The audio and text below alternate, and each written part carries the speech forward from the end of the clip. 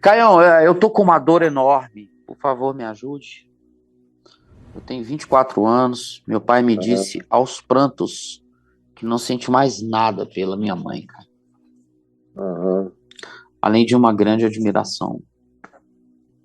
Ainda bem, né, que sobrou uma grande admiração. É, isso tá ótimo. Ele É. desabafou comigo. Eu não sei como lidar com isso. Sinto que muito em breve ele vai separar-se dela. Pois é, Não e sei o você que não é o dizer a ele. casado. Não tem que dizer nada, né? Não sei como ajudá-lo, né? Meu E Deus, nem ele como vai ajudar a minha te mãe, caso ajudar. haja um rompimento. Ame os dois. É. Ame os dois. Seja presente na vida de ambos. Agora, não entre em nenhum espírito messiânico, salvador. Não chantageie seu pai. Ô pai, eu não sei como vai ser, nós vamos ficar morrendo de tristeza. Aí tem muito filho que chantageia o pai, a mãe, que querem sair da relação, querem sair bem, querem sair sem briga, querem sair com respeito. E a pior coisa que tem é quando uma pessoa que diz que não aguenta mais chega ao ponto de dizer ao filho ou aos filhos: olha, eu vou ter que me separar da sua mãe, não é por nada, não é por causa dela, é por minha causa. A razão é minha, sou eu que não estou em condições naturais de manter o casamento como aconteceu no início. Então, ela é a melhor pessoa. Eu não tenho nada a dizer dela, a não ser admirá-la e falar bem dela. E eu quero que todo carinho, todo amor, todo cuidado de vocês se concentre nela.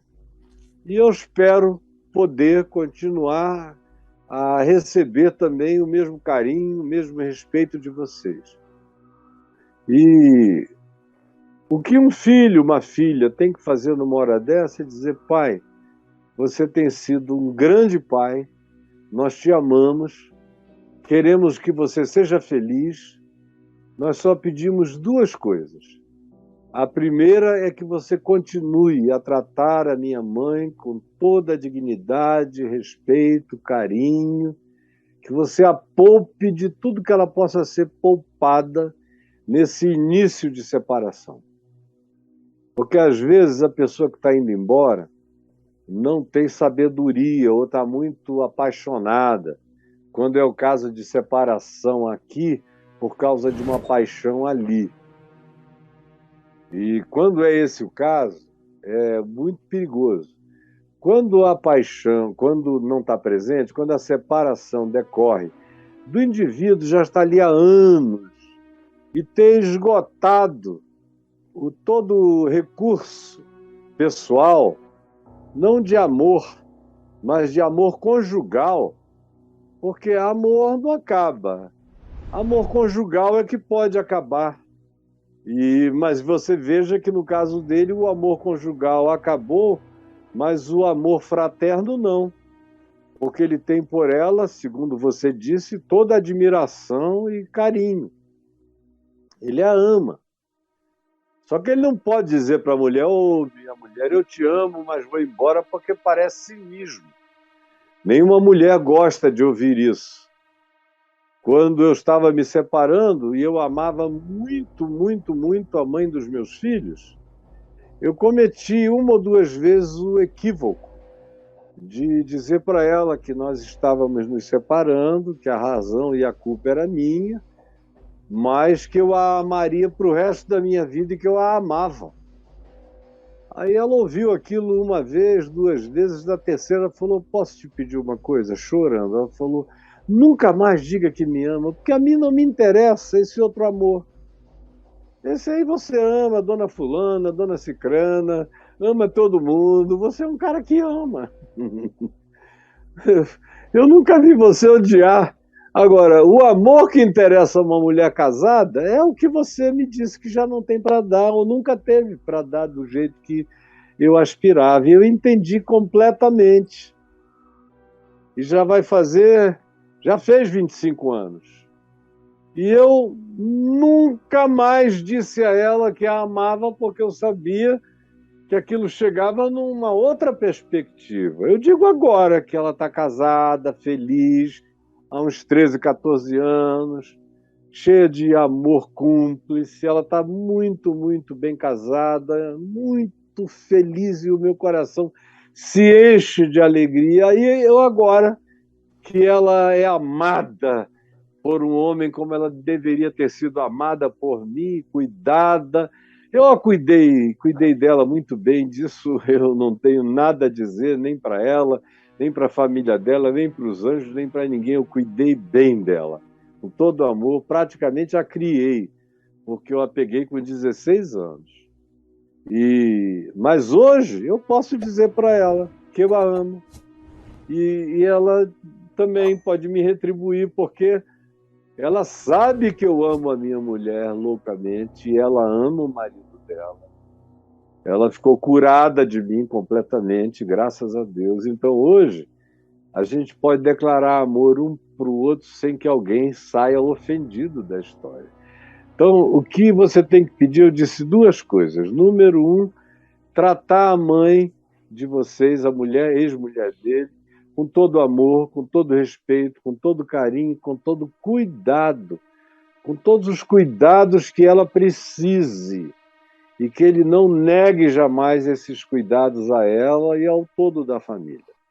E a segunda coisa que você deve pedir é que, se ele tem já uma outra pessoa, ou se ele visa colocar uma outra pessoa, que ele fique pelo menos o primeiro ano, ou o primeiro ano e meio, bem distante, no sentido de não levar essa outra pessoa para casa, não ficar no carro esperando vocês, filhos, para saírem para jantar com ele, com ela, de modo que a ex-mulher possa abrir a janela e ver. A maioria das mulheres não tem maturidade para lidar com isso. Eventualmente, uma das poucas, a única que eu realmente conheço. Eu sei que deve haver mais pessoas assim, mas a única mulher que eu conheço que lidaria com isso sem nenhum problema é a minha mulher Adriana. Ela, eu sei que tem uma maturidade para além do normal.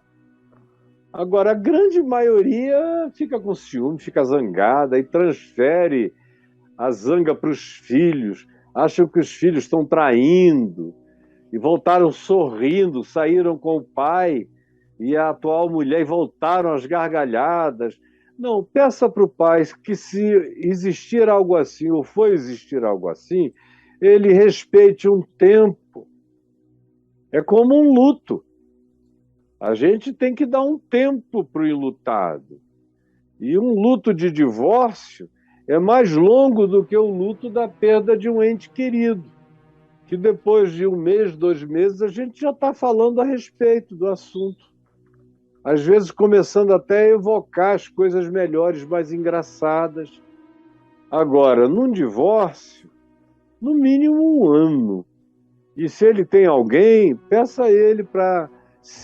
No início, ele não precisa nem sair apresentando vocês a ela, basta ele deixar vocês se acostumarem à ideia de que ele já não está só.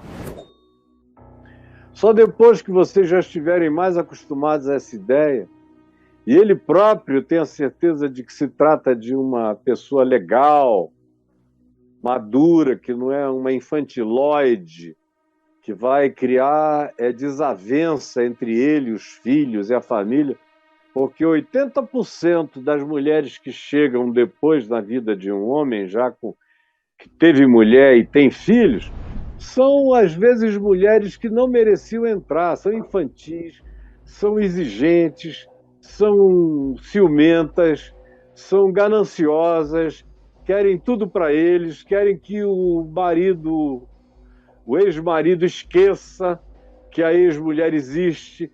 Tem umas que querem que o indivíduo abandone os filhos, de tão perversinhas que são.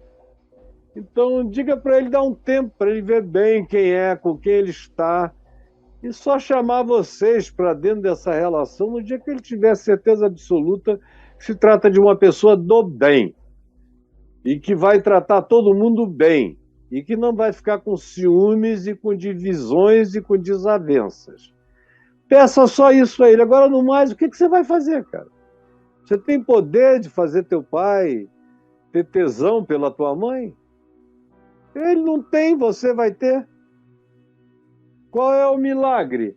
Se nem Deus se meteu nessa história entre um homem e uma mulher. Quem se mete em história de gerar amor erótico entre homem e mulher é Eros, deus grego, Cupido, deus grego. Eles é que dão flechada, que induzem. Agora, o Senhor Deus Criador deixou essa dimensão livre para a escolha humana, é livre-arbítrio mesmo. Não tem ninguém essa história de pastor, ora por ele, para ele me amar, como muita mulher pede de mim. Eu digo, desculpa, é a oração que eu não faço. Esse tipo de amor conjugal ou acontece espontaneamente, ou nem Deus se mete nisso. Não tem um único texto bíblico que diga que fulano não amava cicrana, mas o profeta tal orou por ela e o marido passou a ficar louco por ela. Onde está escrito isso?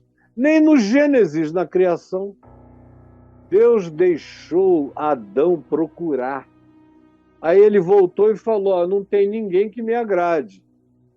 Acho que ele não fez nenhum teste.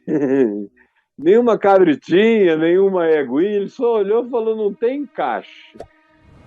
Aí ele ficou dizendo, eu tenho tudo, mas eu também tenho uma solidão que só pode ser ocupada por uma pessoa que seja igual a mim, que me seja idônea, com quem eu possa olhar nos olhos. Não é olhar para cima e orar, é olhar nos olhos e conversar. Aí veio a mulher, mostrando que esse é um assunto no qual Deus não se mete. É soberania do coração humano essa escolha. E ele deixa que seja assim. Às vezes a gente acerta, às vezes a gente erra, mas ele deixa que seja assim porque sem a experiência do acerto, ninguém acerta. Sem a experiência do erro, ninguém erra para acertar depois. E essa é uma coisa que não tem nada escrito em lugar nenhum, não existe manual nem protocolo. É para ser a manifestação do segredo, das afinidades que se conjugam no mistério daquilo que é inexplicável. Como diz o livro de Provérbios, no capítulo 30, quando o sábio diz que há 3 coisas que são maravilhosas demais para ele. Sim, ele diz, há 4 que eu não entendo. Aí ele diz, o caminho da águia no céu, o caminho da cobra na penha e o caminho de um navio no meio do mar. E a coisa que ele não entende é o caminho de um homem com uma donzela. 3 coisas maravilhosas demais. O caminho da águia no céu, porque é uma coisa fantástica, meu Deus.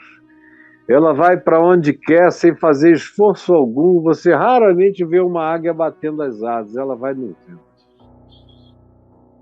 Alcança velocidades de muitos quilômetros, ela vira um bole do míssil. Chega na sua presa, tchá! Ela bate a asa para subir.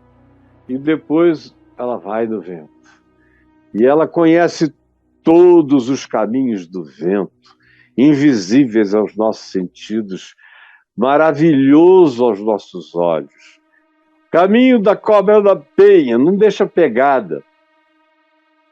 E a lição é essa. Quando você for viver com a sua mulher, tem um caminho da cobra na penha, um caminho que não deixa rastros. E não é porque você seja um dissimulado, é porque você é leal, é limpo. As pegadas não são sujas. E o caminho de um navio no meio do mar é porque naquele tempo, que isso foi dito há 3.000 anos atrás, o único recurso para o marinheiro no meio do mar era conhecer os céus, as estrelas, as constelações, saber exatamente aonde cada uma delas estava em cada época do ano, em que direção elas levavam. Era uma relação com os céus. E aí ele está dizendo que o caminho de um homem com uma mulher, que é uma coisa incompreensível para ele, só podia ser orientada assim, por essas três maravilhas. Siga o vento com naturalidade, viva com naturalidade, ande com pureza e se oriente pelos céus.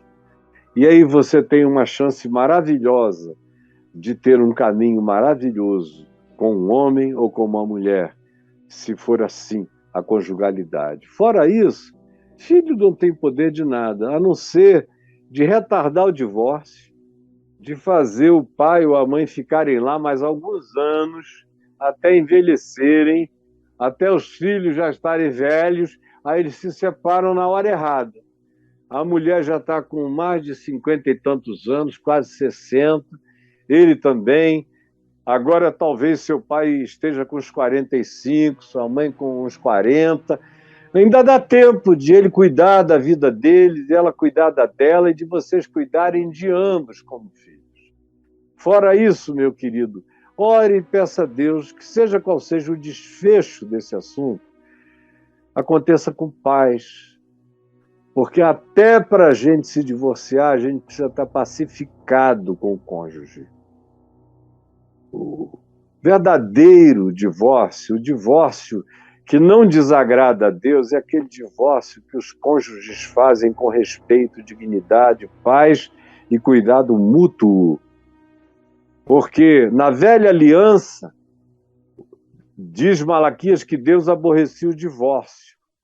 Aí o pessoal fica pensando que é assim, o cara casou e depois se divorciou de tristeza, de infelicidade, Deus fica com ódio dele. Não, não sabem o contexto, não sabem a história, não sabem nada. O divórcio, naquele tempo, deixava a mulher abandonada num estado de mendicância, ou ela virava uma prostituta para se manter, ou ela casava com um homem sem reputação também para juntos os dois marginais sobreviverem. E os filhos não terem futuro praticamente, porque os pais de 3.000 anos atrás abandonavam tanto a mulher quanto muitas vezes os filhos, como os de hoje fazem também. Então aquele divórcio era abominável porque não tinha lei de proteção nenhum da mulher divorciada, dos filhos, não tinha pensão, não tinha nada, e tem mais. Naquele tempo do profeta Malaquias, o pessoal estava se divorciando a 3x2. Tinha gente que não ficava casada nem uma semana. Casava, comia a mulher como queria, pagava lá um dote para o pai, depois de uma semana ele já tinha outras em vista, aí ele se separava, a repudiava, conforme a lei de Moisés, a mulher ficava danada, prostituída, enlutada, mendicante, largada, não tinha nada, não tinha amparo, não tinha INSS, não tinha legislação de proteção, não tinha nenhum tipo de cuidado pelos filhos, não havia todas as instituições de amparo que a gente tem. Não, o único amparo era o marido, que nesse caso era um leviano. Aí uma semana depois ele já estava casado com alguém. Se a mulher anterior da semana anterior ficasse grávida, o problema era dela. Se a outra ficasse, e havia em Israel, os documentos mostram, documentos do 3º século, 2º século e do 1º século antes de Cristo e do 1º século depois de Cristo, você encontra registros bizarros, até de gente que se casava de manhã com uma mulher, se divorciava depois de tê-la traçado e à noite casava com outra, de tão maluco que o negócio estava. Esse era o contexto de Malaquias, onde se diz que Deus odeia o divórcio, e essas são as razões sociais da calamidade daqueles divórcios. Mas hoje em dia, quando uma pessoa se divorcia, em geral é porque casou sem amar ou casou precipitadamente. Quando é crente, casou com uma menina nova e ele novo casou para transar.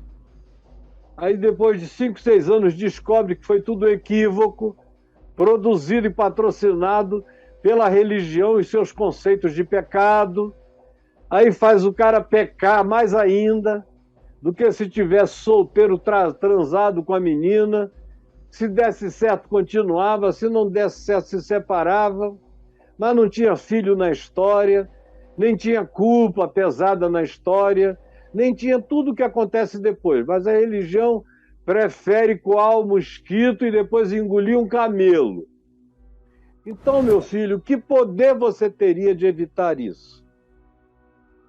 Se isso não vier do coração do seu pai e não for um assentimento da sua mãe, cuide dos dois e seja bom para os dois e ajude os dois a serem felizes, cada um ao seu modo.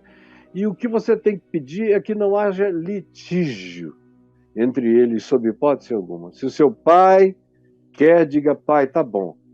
Mas não importa como a mamãe reaja, você não vai litigar, não vai brigar, não vai levá-la a juízo, sob hipótese alguma. E você, da sua parte, seja você filho único ou com seus irmãos, milite pela paz. Promova a paz, a reconciliação e a pacificação. É o que você, como cristão, deve fazer nessa circunstância, tá bom?